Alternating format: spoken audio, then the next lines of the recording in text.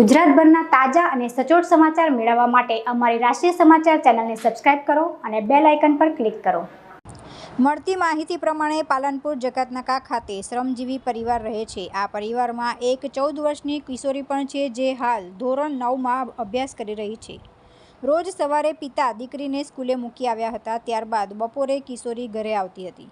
દરમિયાન કિશોરી ઘરે એકલી હતી અને પોતાનું સ્કૂલનું હોમવર્ક કરી રહી હતી। પીડિત બાળકીના પિતાએ જણાવ્યું હતું કે મારી દીકરી એકલી ઘરે હતી, ત્યારે નજીકમાં જ રહેતા યુવક ઘરે આવ્યો હતો અને કેટલામાં ભણે છે એ રીતની વાતચીત કરતા નજીક ગયો હતો। ત્યારબાદ ગળું દબાવીને બળાત્કારનો પ્રયાસ કર્યો હતો।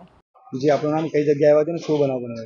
मैं मारू नाम डामोर शैलेश सेंगा है।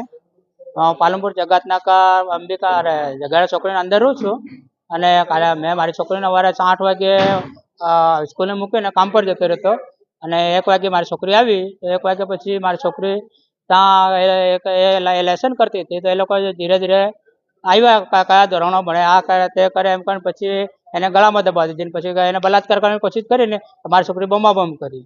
પહેલાં બમાબમ કરીને એટલે મારી છોકરીને માથામાં ગેસનો બોટલ મારી દીધો। એના પછી મારી છોકરીને બેહોશ થઈ ગઈ ને એના પછી પાછી હોશ આવીને પછી પંખા ઉપર લટકાવી દેવાના હતા લોકો।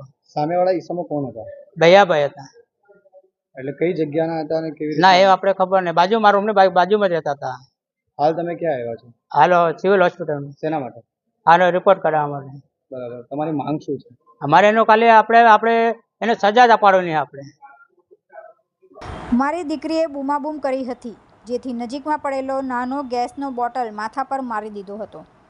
ત્યારબાદ તે ભાનમાં આવતા તેને પંખે લટકાવવાનો પ્રયાસ કર્યો હતો। જી, આપનું નામ, કઈ સંસ્થા દ્વારા ક્યાં આવ્યા છો? મારું નામ હિતેશ શંકરભાઈ મુંદવાડા, જય આદિવાસી ભીલ સમાજ સુરત શહેર પ્રમુખ। હાલ અમે સુરત સિવિલ હોસ્પિટલ ખાતે અમને જાણ મળી હતી કે સમાજની દીકરીને કોઈક નરાધમે ઘરની નજીક આવીને જે બળાત્કારની છેડતી કરવાની જે કોશિશ કરી છે અને એના પરિવારના પિતા થકી જાણવા મળ્યું કે છોકરીને પહેલાં ગળું દબાવવામાં આવ્યું છે, એના માથા પર ગેસનો બાટલો મારવામાં આવ્યો છે અને બાલ પકડીને દિવાલ પર માથું આમ ઢીક મૂકીને જેવું ઘસાડવામાં આવ્યું છે। એટલે અહીં સિવિલ હોસ્પિટલ અમે સીએમઓ ઓફિસ પર અહીંયા બતાવીને એની કાયદેસરની તપાસ કરાવીએ છીએ કે એને પર બળાત્કારથી કે છેડતી થઈ કે નથી એ બાબતે, અને પરિવારને પૂરેપૂરો ન્યાય અપાવીએ એ ન્યાય ખાતર અમે અહીંયા સિવિલ હોસ્પિટલ આવ્યા છે। તુલસી શર્મા સાથે રાષ્ટ્રીય સમાચાર સુરત।